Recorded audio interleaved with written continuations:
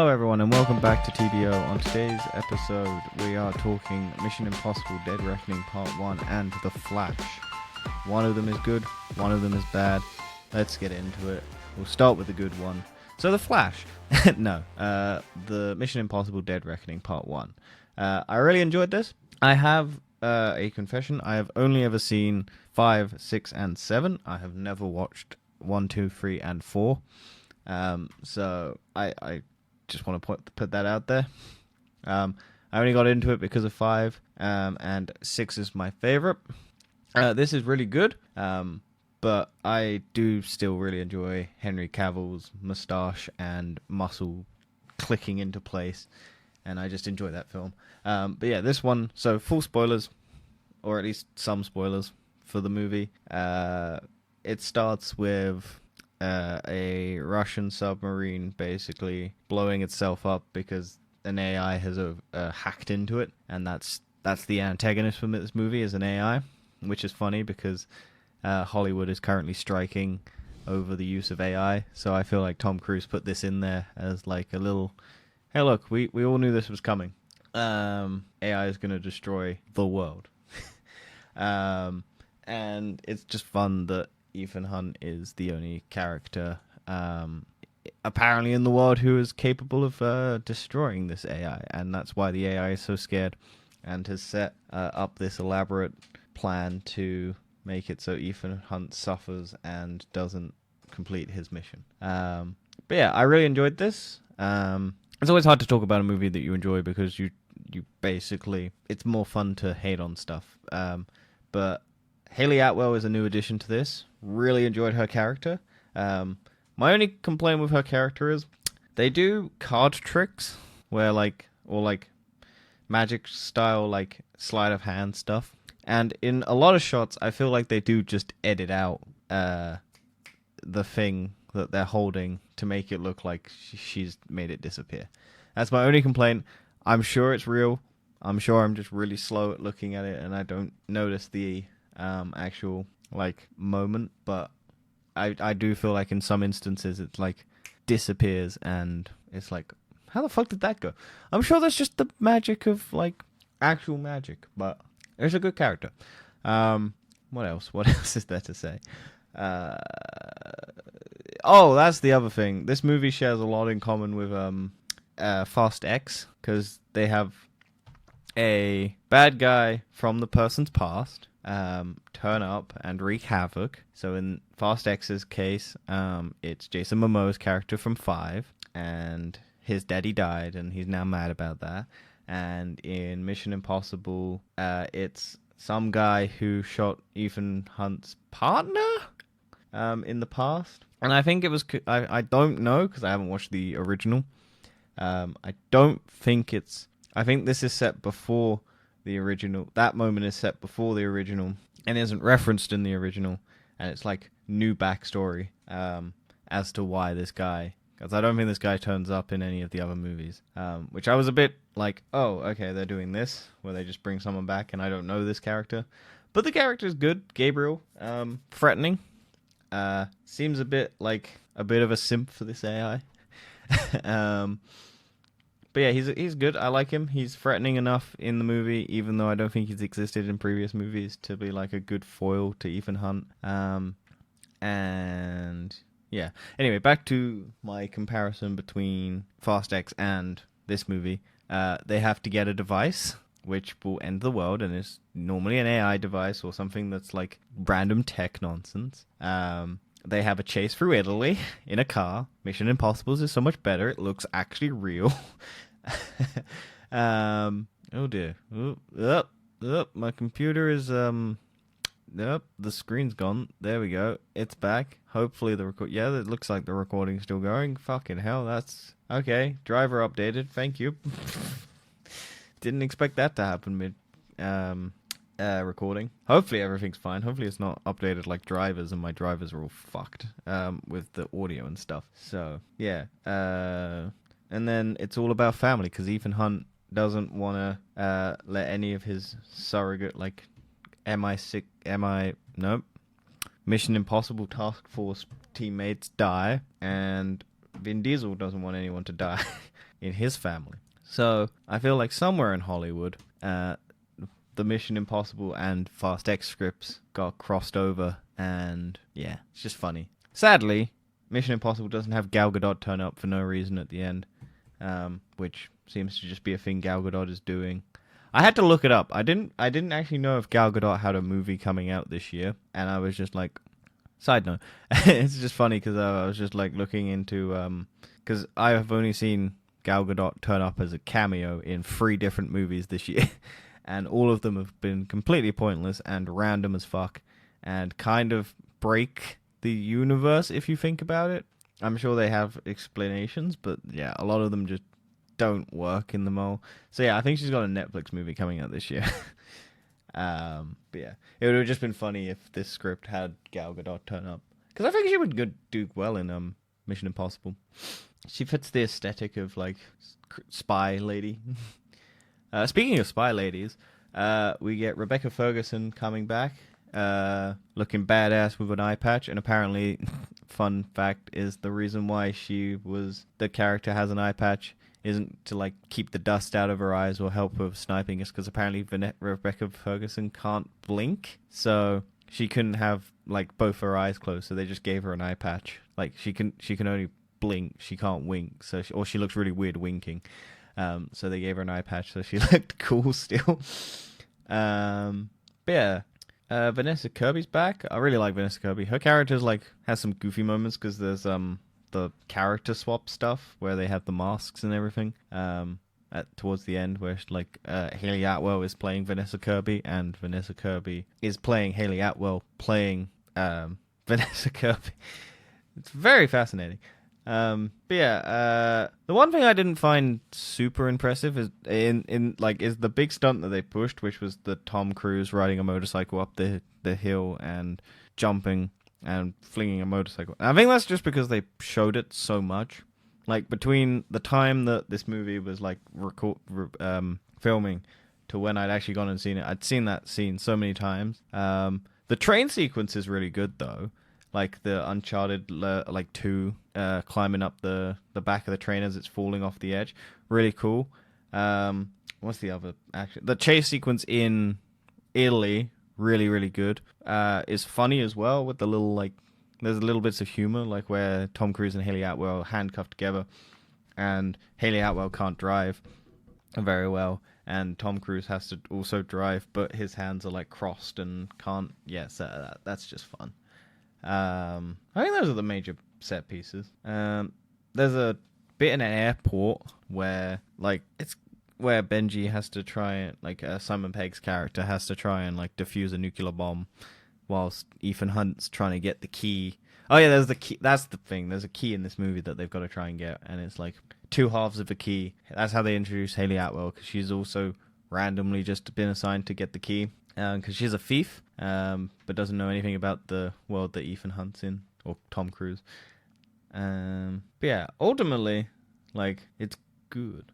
Because they set up the whole pickpocketing thing from the very beginning. Like, Haley Atwell was really good at pickpocketing, and Ethan Hunt is impressed by that. And then at the end, the bad guy has the key, and Ethan Hunt manages to pickpocket it out of his. Oh yeah, also the other comparison between Fast X and this is because it's a 2-parter. This is the first part of a 2-parter. This one is significantly better than Fast X. Fast X feels like it just cuts off in the middle of the movie. This one feels satisfying, and it's kind of like Spider-Verse, where it actually has a story, and then the continuation of that story will hopefully feel satisfying. I don't know if this is going to be the next one's going to be the last Mission Impossible. I hope it continues, because these are really good, but Tom Cruise is getting old. He's in his 60s, isn't he? Yeah, 61. So by the time the next one comes out, he'll be 65 or something. I think it's meant to be next year, but I think with the writer's strike and everything like that, and the actor's strike, unless Hollywood comes to some sort of agreement that's actually fair, we are not seeing this movie for another year or so. It has not made his money back. That's interesting. Yeah, a lot of movies are bombing this year. This sucks, because its budget is 291 million. Apparently, and the box office is apparently sitting at 268.3. So I think it's just being overshadowed by other movies because I think Oppenheimer and Barbie have stolen the limelight and like are doing the IMAX screenings, which Tom Cruise wasn't happy about. And like I feel like this one is really good. This movie is really good. It's like a really solid movie, but I just don't think anyone is pumped, which is a shit. Because like I really enjoyed this movie. I think it is one of the best movies of the year so far. Just in terms of like actual cohesive plot, fun action, really well written like really good characters. The only complaint I have is they kill off Rebecca Ferguson's character in like a kind of way. It's like motivation for like Tom Cruise can't beat the algorithm's mind, and it's like we've already proven this. You're like one of these two women is going to die, Haley Atwell or Rebecca Ferguson, and you can't stop either. So like Tom Cruise gets hacked in the earpiece and gets sent in the wrong direction, then has to fight Mantis, Pommes Clatif's that's the Pommes Clatif's silent killer assassin Harley Quinn type role thing. Really fun. Wish he got more and then didn't die in the self-sacrifice to like, oh, you're gonna betray us and that's why I shoot you, and then suddenly turn up at the end of the train. And then it's like, yeah, the algorithm knew. Just because you spared my life, I would betray them all and help you. And it's just like, okay. Like, you can write off some plot-righty stuff, like, oh yeah, this is how this is. And that's the only complaint I have. It's like, the algorithm isn't really super compelling. It's all the other stuff that's happening is super cool. What else? What else happened in this movie that I remember? Been a while. Because the problem that I have is my cinema chain that's in my local town has shut down due to like low profits and like whatever. So The Flash was the last movie I watched in that cinema, and then 2 days later, it just got shut down, like out of the blue. No one knew it was happening. Like none of the staff knew it was happening. And so the last movie I ever watched in that cinema is The Flash, and we'll get onto that. But whew, boy, that was not an experience I liked. So I had to go to a different cinema chain, and that's now going to have to be like one of the more permanent like places to go. So, but it's a little bit further out, and it's a bit more of a hassle to get to. So I was already in, like conveniently, I was in the town where that cinema is already. On the day like Mission Impossible was coming out. So I was just like, well, okay, that's good. I can make a day of this. And so I went and saw it. And the screen was a bit naff because it had like 5 or so dead spots. And I was just like, oh, great. Okay. Now, don't get me wrong. The cinema that I used to go to wasn't great as well. Like we tried to go, me and my friend, when he came back from America, went to try and see Spider-Verse. And on the day that we went, all of their screenings were delayed because like some of their screens had gone dead or something. So like they just had to reschedule, and like we couldn't go because we had other plans, and it was just like trying to fit this in because he hadn't seen it because he'd been in America for ages and he wanted to go see it, but none of the people he was in America with wanted to. Well, people wanted to, but no one made plans to go see it, despite him trying. So it was just like, okay, we got to get you to watch Spider-Verse because it's really good. We did eventually get to see it the next day, but it was just funny that it got delayed. And then like I went and saw The Flash like a couple days later because it'd been ages. Like it was literally a 8 p.m. screening, and there was only one screening for like the last week. It was like, this is the last screening on the Wednesday. If you don't go see this, you won't get to watch this movie. And I was just like, I dragged myself kicking and screaming, basically going, I have to see this. I have to see how much of a train wreck this movie is. And so we'll get to that. Actually, no, that's probably a good segue, because I think I've spoken everything I have about Mission Impossible. Like I said, it's hard to talk about a movie that's good, because like ultimately I don't want to spoil too much, and I think I've spoiled a lot of stuff in it. But I've left out most of the details. I think ultimately it's a really fun movie. If you've liked the last 2 Mission Impossibles, because that's all I can go on, because I think it's the same director. This is a really solid continuation of those. I feel like people kind of want Mission Impossible to be less connected, because I feel like there are connection points from what I've seen, and these kind of tend to lean into each other a lot more. now. Like they actually have like an overarching story and like character development a bit more, which I like. I like that sort of thing. I might eventually go back and watch the 1, 2, 3, and 4 because I hear 4 is really good. But I don't know. Eventually, I was meant to do it because when I went to go see 5, I was meant to go and watch up 1, 2, 3, and 4. And I just didn't. And then I went, oh, this is actually really good. And then I went and watched 6 and went, oh, this is really good. And then I went and gone and seen 7 and I'm like, this is really good. And so I don't want to go back to like, I've heard 2 is really bad. I've heard 1 is good. 3 is okay. And 4 is really great. But I feel like it's just built up since then. And I'm just like, oh, god damn it. Okay. So yeah, anyway, let's move on to The Flash because this is the one that like... Oh boy, what a fucking disaster this was. So after like 10 years of development hell, several different directors, several different writers, directors coming and going, several controversies with their main lead, several reshoots, it finally came out. Oh, several other cancelled projects that somehow were apparently worse than this. Yeah. This was meant to be DC's big reset of the timeline or the universe so that James Gunn's universe can come in and it still can connect. And let's go right off the bat, spoilers, it does not. It kind of resets it, but it also doesn't at the same time.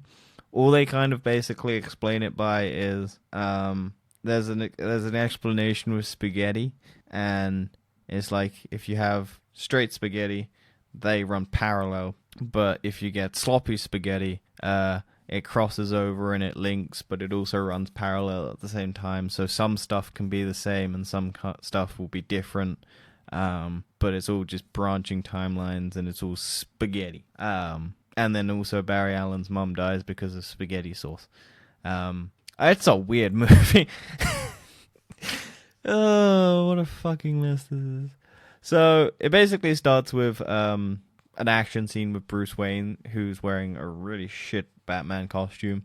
And he's pelting through... forgive me. It starts with Barry Allen going to like some coffee place and ordering a sandwich. And look, I've never liked the Flash in the DC movie, like the Zack Snyder ones. I think that character's really fucking annoying. What they do is they basically dial that up to 11 now, and so he's even more annoying, and he's just a stuttering little fucking mess, but also really fucking annoying at the same time. And he's talking to this barista or something who's also really fucking annoying. And he's trying to get, because they added the thing where he needs to eat a lot, because they had it in the other ones, but now he has he's running low on energy if he doesn't eat. So he's like, there's like a little bit of pressure. It fails in that, but there's meant to be like pressure is that he's like running low, and Batman rings him up and goes, hey, look, I need you to help out. This guy has robbed a bank, and I need you to do some cleanup and help, like, blah, blah, blah, blah, blah. He also then runs into his, what else? What else happens? It's been a while, because that's the thing, it's been like 2 weeks since I watched this. So I'm just trying to remember off the top of my head what actually fucking happened. I have like the Wikipedia page up, so I'm just skimming that through. And I'm just trying to remember what the fuck happens, like, that I didn't like. So yeah, he's talking to this barista. He fucking disappears to go help Batman. There's a hospital falling down, and he's on the phone with Alfred, basically, who's talking him through what he needs to be doing. And then, for some reason, all the babies are on the top floor of this hospital, which seems bad, because, like, you'd want, like, what woman is going all the way up to the top floor to give birth and then have her babysit? Like, it just seems like a really poorly laid out hospital design, which, you know, is bad when you start picking apart those sorts of things. Because, like, movies have plot holes. Like, every movie will have, like, something that doesn't make sense. Like, I know the big one is, like, Indiana Jones, the first one. is if he didn't actually do anything, the movie wouldn't change. Like the Nazis would get the Covenant, and then they'd open it and die, and then he didn't need to be there to do anything. Or stuff like people pick apart that. But that happened years after the movie, and everyone enjoyed that movie, as far as I'm aware. And like Star Wars is like, why did they have this one shaft that blew up? Like, that is after the fact that the movie came out. Like, no one had that for. That's like 30 years of like people just like analyzing that movie like really deeply. If you can pick apart the movie in the cinema whilst it's happening, you're not enjoying the movie. Like, the movie has not engaged you enough. It's like Batman v Superman. Like, I was picking apart that movie all the time. Like Suicide Squad, I was picking apart that movie because it hadn't engaged me. Like, it hadn't made me like care, or like Avengers like has plot holes and things you can pick apart, but like ultimately you do that afterwards when you've enjoyed it, and then you go, well, they don't really affect it that much, and like I can still enjoy it. But like when I watch it, I don't notice those things. Whereas these, you're just like Alita Battle Angel is just rife with things that annoyed me throughout that entire movie, and I just kept picking at it. It was just like, this is really fucking annoying. I hate this. Because the movie hadn't engaged me, and I hadn't just stepped into that world. It hadn't done a good enough job of like hooking me in and like taking me for the ride. And this movie does that really poorly as well. So like, because I'm picking apart the fact that the baby's at the top floor, it's like, well, and then they fall out, and then he runs up the side of the building and he grabs all the babies and he does this stupid like that's the thing. The CGI in this is really fucking shit, because I feel like they had a lot of reshoots and stuff like that, and they like visual effects artists, they just need time. Like visual effects, like you like no matter how much money you put in, all you need is time to do it, and a lot of them don't get the time. Like, you can do wonderful things if you have the time to do it.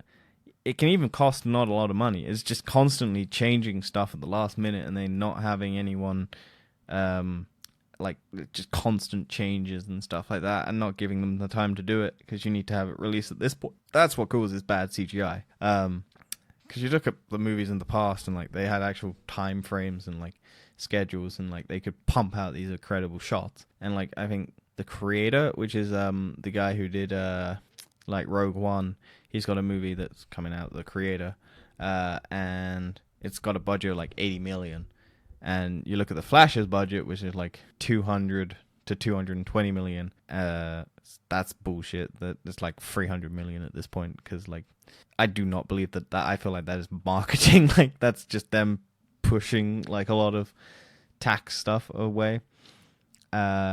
And like the CGI comparison is like fucking crazy. Like Star Wars, like a lot of the CGI is really good, but their budget's massive and they have the time to do it. This didn't, clearly. So yeah, he's putting babies in microwaves. He's throwing, like he does the fake out where he's like, oh yeah, we're gonna save this baby. Nope, I'm gonna go get a sandwich from this vending machine that's falling out. So that I get my energy back up, and then blah, blah, blah, blah, blah. Then they do the stupid, Diana turns up, which is the cameo that I was talking about. Diana basically turns up out of nowhere at the end to save the day. And then they do the lasso of truth nonsense, where they basically go to Reddit and make Batman say that if he spent all his money fixing Gotham, he wouldn't need to be doing what he's doing, and he's feeling insecure. And then the Flash makes it, I know the idea of what sex is, but I haven't had it, blah blah blah blah blah. And you're just like, fucking hell, this is stupid. And then he goes and basically gets a phone call from his dad, or he's having a phone call with his dad, and then he's like, oh, I'm sad, Dad, you're like in jail because you killed my mom, but you didn't kill my mom, and we're trying to prove that you didn't kill my mom. And like Batman's got a tape, and he's defuzzed it, and it doesn't help because his dad doesn't look up, basically, and that's the premise. And it's just like, oh yeah, now I'm gonna run to my old childhood home, and then we're gonna have a flashback, and then the kid, like, we're gonna show what happened, and like how the mum forgot some spaghetti, so the dad goes and gets the spaghetti can, like, and then the dad comes back and the mum's dead with a knife in her, and then the kid comes down and it's like, and the dad says, call 911, and then Barry Allen runs out, and then Barry Allen's sad, and then he runs really fast, and he goes back in time, and then you're like, oh, cool. And then Barry was also like, okay, Bruce, I want to travel back in time. And then he's like, no, don't do that. And then Barry's like, oh, but if I just change this tiny little thing, it won't matter. And then he goes back in time. And then we get Barry Allen goes back in time and changes the soup, and dad, like his mum, basically gets the soup, like the tomato sauce can. And then he's like, yep, that changed it. That fixed everything. And now the whole future's fucked. Well, not fucked, but his mum's still alive.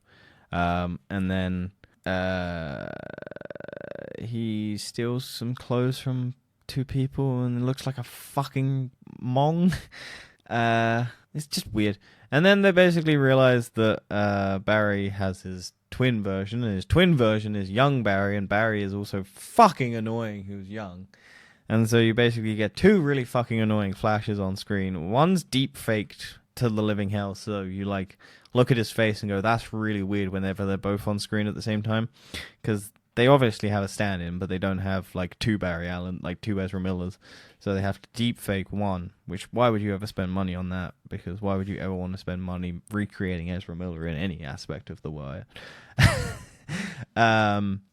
So yeah, they have weird deep faked Barry Allen on one side, and I feel like they just keep switching it from shot to shot. It's like which one's real, which one's not real. And also they differentiate them by having one have long hair and one have short hair. And then they also completely ignore that because they put the Flash with short hair in Flash with long hair's costume, or I can't even remember which one's which. I think young Flash is the one with long hair and short hair Flash is the future one. So they end up just swapping costumes at one point because future Flash meets past Flash, and then realizes that because he's fucked up, past Flash hasn't got his powers anymore, so it's on the day that he gets his powers.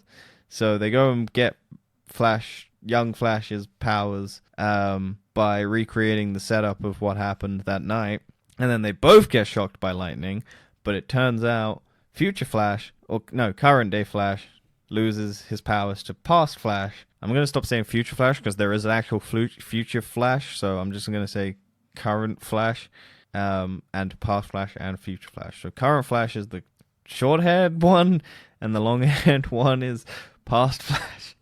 Oh my god. And then young Flash. I might just say young Flash. Young Flash works. One of my egg things on my phone's stupid, hey look, you got an egg, you can hatch it thing has decided it's ready to hatch. You can see how interested I am in the Flash, though I'm getting distracted by stupid fucking phone notifications. And yeah, so it's just bad, man. I don't even know if I want to continue because I'm just like, it's so bad and I don't want to have to explain it. But yeah, basically, hijinks ensue and they have stupid young Flash suddenly realize that he can do all these fast things, and current Flash has to train him to like learn. And then they realize that Zod's coming because it's that year, and then we learn that Barry Allen was also there at the Superman versus Zod fight, and he didn't save anyone. He saved like one kid and let a dad die basically because he was like bad at his job, and you meant to feel sorry. And that plot point you feel like is meant to come back because they show that shot again with when the final battle's happening, when Zod's actually doing his final battle again, and they show the kid and the dad. And you're like, oh, Barry Allen gets the chance to redeem himself by saving. Nope. It's just like, yep, those two people probably died in that thing. Because, like, the whole point of this is that they try and find the Justice League. Because Barry Allen can then bring all the Justice League together. But Victor Stone isn't Cyborg. Arthur Curry was never born. Because his dad didn't fuck a mermaid. And then they find out that Batman's still a thing, and then they go and find Bruce Wayne, and it's Michael Keaton's Bruce Wayne, and then they have a discussion about spaghetti and how it's multiversal stuff. And Michael Keaton, don't get me wrong, I really like Michael Keaton. I've never watched Michael Keaton's Batmans, so I have no nostalgia for Michael Keaton's Batman. I also have no nostalgia from George Clooney's Batman, who also turns up in this movie. I also have no nostalgia for Christopher Reeves. like any of the Adam West stuff. All of the like multiverses that are the worst looking fucking things in the world. Poorly worst AI generated deep fake nonsense, which apparently are really bad in a moral aspect because like Christopher Reeves and George Reeves, I think it's the other Superman that they show, both didn't like being typecast as Superman, and one took his life because he was worried he was always going to be typecast. And so just having that guy be forced to be back as Superman seems really weird. They also have Nick Cage's Superman that, unless you know the story of like unless you're a super nerd, like I only know this through like context of like other people basically talking about it, but I like movie knowledge and stuff like that. So I feel like if you just don't know, because I like, tried to explain the scene to like people who didn't even know about this thing that happened in Hollywood, where Nick Cage was meant to be Superman, and the script had Superman fight a giant spider, and then that giant spider didn't happen because the movie never happened, and then they made Wild Wild West, which had a giant spider, and it was the same guy who wanted that giant spider in the movie, then put it in another movie. Like that is the cameo that they thought, oh yeah, people will love this. It's just like, why? Why? And then to have like, apparently Nick Cage is on set, but they still deep fake him. They don't have him say anything. They don't have any of these characters say anything. They just look at a hole in a vortex of like multiverse calamities, and they just have them smashing into each other. And it's just like, oh, they're spheres and shit like that. It's just bad. But anyway, they find Michael Keaton's Batman. He's old, he's retired, because apparently Gotham's now safe. Don't know how that happened. We don't see Gotham. They find out that there's a spaceship that crashed, but it got sent to Russia, or it landed in Russia, and then the Russians have them locked away.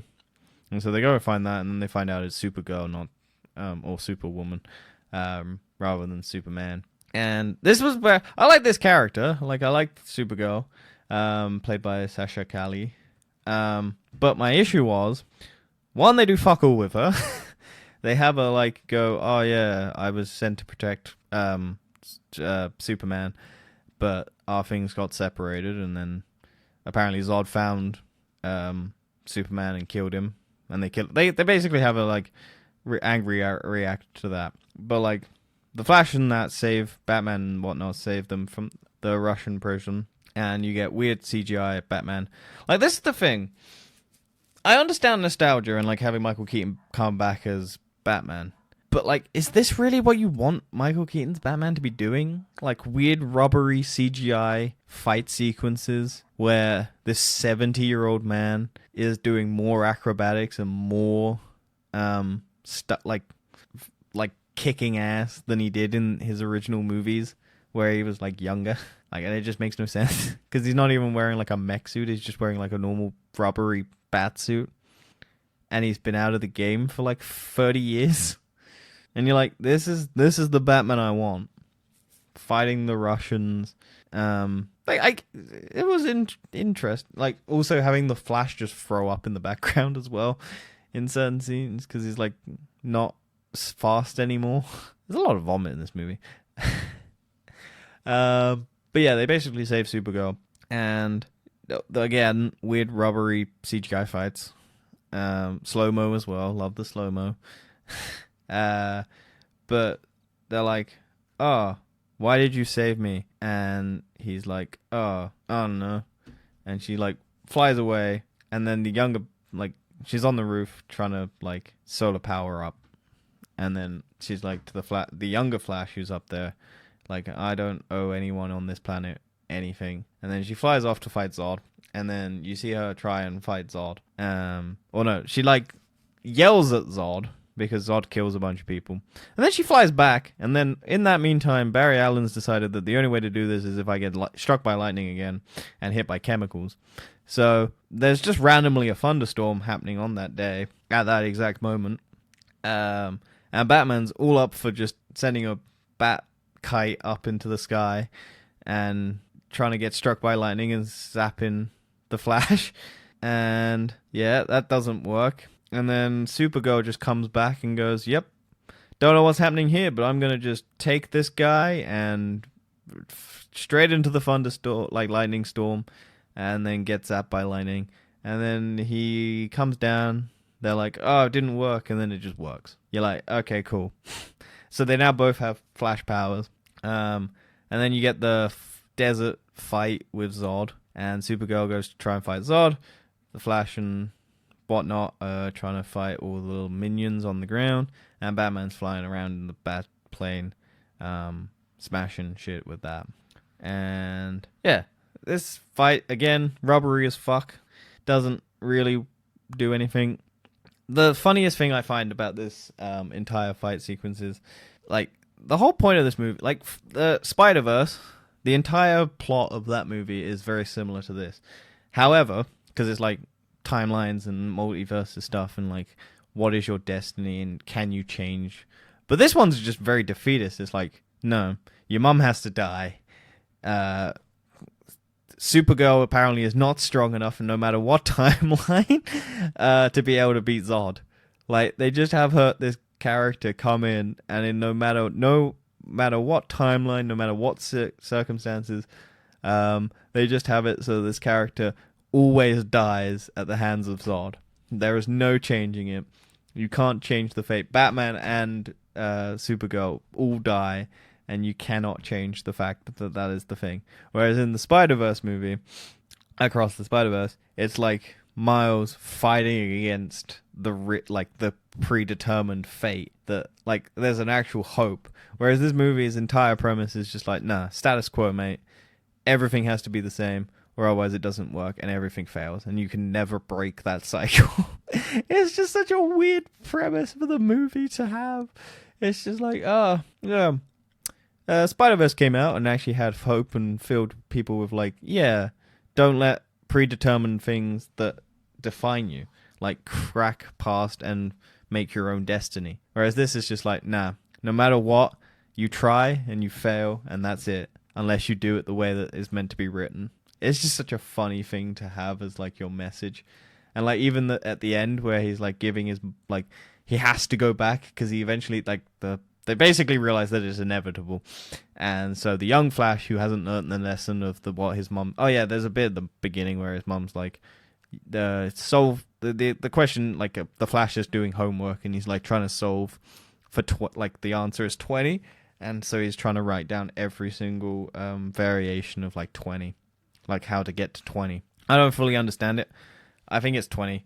I can't remember. It's some sort of maths equation, and there's a billion options, and he can't write them all down, and he gets frustrated, and it's just sometimes, like, you just gotta, like, let go, basically, of that. And then Barry's, like, goes back, and he's like, so weird. It's such an awkward, and, like, I don't even think it works as, like, an emotional thing. But, yeah. So, I'll get to it. Christ almighty, this movie... Like, just talking about it just makes me lose my mind. But yeah, he basically... fuck. Yeah, so they both... The young Flash, who hasn't learned the lesson that his mom basically taught him in the beginning, is basically just constantly trying to run back and getting hit by shrapnel, and then slowly over time, constantly trying to change, like, reverse the timeline so that they can do that, so they can win. And going more and more agitated and blah, blah, blah, blah, blah, blah. And then it eventually ends up with both of them in the Speed Force, in the timeline thing, with the universes crashing around them, where the bad CGI is. And then it's revealed, because Barry Allen originally got pushed out the timeline when he's running backwards, after he changed the thing, with the not soup can, tomato sauce can. And it turns out that the person who pushed him out of the timeline to get him stuck in the timeline where his parents live is young Flash, who pushed himself out of the timeline to get the powers so that he could exist, and then has been trying to change that one event for like 20 years or whatever it is, and just can't complete it. So again, that's my point. It's like defeated. You can't do it. So the older Flash, future Flash, tries to kill current day Flash, and younger Flash, realizing his mistakes, jumps in front of it and dies, and then the future Flash never exists. And then Barry Allen has to run back in time and go and deliver a tomato soup can, take it out of the basket of his mom, so that she doesn't get it, and his mum dies, so that all of the future events happen in order. And then he can't do that, so he then also goes, oh, I'll move the the tomato sauces to a different shelf, so that when my dad comes back, he looks up at the camera, the footage at the beginning is like fuzzy, and he's not looking up, so it can't prove that he's innocent. And then we get the happy ending where Barry Allen's dad, his mum's dead, but his dad gets out of prison because the footage shows that his dad looks up, and then it's like ha ha ha ha. And then George Clooney turns up at the end, and it turns out, oh no, it's not the Ben Affleck timeline. And then the end credit scene is also the Flash talking to Jason Momoa's character, Aquaman, about, oh, what a crazy adventure I had, and then Aquaman falls asleep in a puddle, and the Flash is like, cool. And that's how the DC universe ends. And it's meant to be a reset. It doesn't reset anything, because it doesn't make any sense at the end, because it's like, we don't have definitive new Batman. We have George Clooney coming back as a cameo, which I imagine they paid him a fucking fortune to do, because I know he hated that movie. And apparently, if anyone goes up to him and says they paid for the movie, he will give them their money back. So, hey, look, I would love George Clooney to give me my money back for The Flash. But, hey, look, that's wishful thinking. Maybe he's over it. But yeah, so somehow this is meant to have been the clean reset that DC wanted. I love that everyone believed that James Gunn thought this was the best movie ever. Somehow Tom Cruise thought this was the best movie ever. It's amazing what owning the thing and going, I don't want to make this movie look terrible, so I'll say it's good because I have to, because I'm trying to promote these movies because I now own it. And I don't know what the fuck Tom Cruise was doing. I imagine they just showed him like another movie and said it was The Flash, and he was just like, oh yeah, that was great. Maybe they showed him Mission Impossible 7 and just said, hey look, we own this and it's The Flash, and Tom Cruise went, yeah, okay, that makes sense. Who knows? Who knows what went through Tom Cruise's mind? Maybe he just loved cinema so much that he was like, oh, a big movie that this is going to go terribly, so when my movie comes out, people will go, oh, this is really good. Maybe that's why he said it was good. But yeah, ultimately this movie, fucking hell, annoyed the shit out of me. I'm really sad that it is the last movie I watched in cinemas at the cinema that I went to. Because, fuck me, what a shit movie to end on. Like, I'd watched Spider-Verse. Like, if I just left it, I would have had Spider-Verse as the last movie that I'd watched in that cinema. But nope, I had to go watch The Flash for this. Plus, out of sheer curiosity, I went and watched Cats out of the same curiosity. I like train wrecks. But both movies, oh, Christ. See, I went into Alita Battle Angel going, yeah, I actually might enjoy this. Nope, came out of that. Like, that I didn't know it was a train wreck. But yeah, on my ranking of, like, DC movies, this is very low to the bottom. It's watchable. That, like, I'll give it credit. Like, the plot, as stupid as it is, it goes from scene to scene relatively well enough that you know what's happening. It's not a mess like Suicide Squad or Batman v Superman, but fuck me, do I hate Ezra Miller in this role. And having two of him nearly drove me to insanity, and I could not just stop cringing at half the stuff that they said. Again, I had no nostalgia for this because, like, I've never watched Michael Keaton's, so it failed on that aspect. Because, like, whilst I like Michael Keaton, I didn't love this Batman. I thought this Batman was just kind of, like, all over the place. They don't do a good enough job of having, like, Batman be progressed from, like, where he was at the end of those movies. Like, he just seems to be living in a fucking mansion, having done nothing, grown a beard and hair. And also, like, Supergirl was good, but useless, ultimately, from what they used her as. Because it's just like, we don't want her to be able to win, so she's just destined to die. Like, she gets out and just is destined to die no matter what. Like, even if what happened was Zod turned up and the Flash wasn't there and they didn't break her out of the prison, she was just gonna die because she's weak and powerless, so Zod would just snap her head off and go, let's suck the Krypton juice out. Like, it's just so funny to write a character who's destined to die no matter what they do. And that's a positive thing. Like, we just need to let go. Yeah, I didn't feel much in this movie. I did. Ugh, it is a mess of a movie. But anyway, thank you for listening. I don't know what the next movie is. I think it's going to be Oppenheimer, because I am actually going to go see Oppenheimer, hopefully with some friends. I don't know if I'll do the double feature of Barbie Oppenheimer. I'll probably only watch Oppenheimer. I am curious about Barbie, but like not enough to spend 5 hours in a cinema, back to back like everyone else. I doubt anyone's doing that. Like maybe a couple people, but I doubt there's like a million people doing it. But yeah, I mean, Oppenheimer's the next one. Secret Invasion I have actually been watching, so that'll probably be out and about at some point. TFEs, I'm not sure. I do want to talk about the Activision Microsoft results and the actors strike and stuff like that, so maybe. But yeah, ultimately this podcast, slow but steady, slow and spotty, I'll say, slow and spotty. So hopefully stick around. I can't promise anything, but there might be a few bonuses, stuff like that, maybe. I'm not sure. We should be getting back into a regular thing. It's mostly because Dan's been busy doing stuff in his life, and hopefully he'll be settled into what he's doing soon, and we can get back into doing cooperative stuff. And yeah, I've been busy as well. Like I've spent a fortune on stuff to make housing stuff nice, and I've had people around and things like that. But yeah, that's the life update. Thank you for listening. We'll see you when I see you, and again, have a nice day.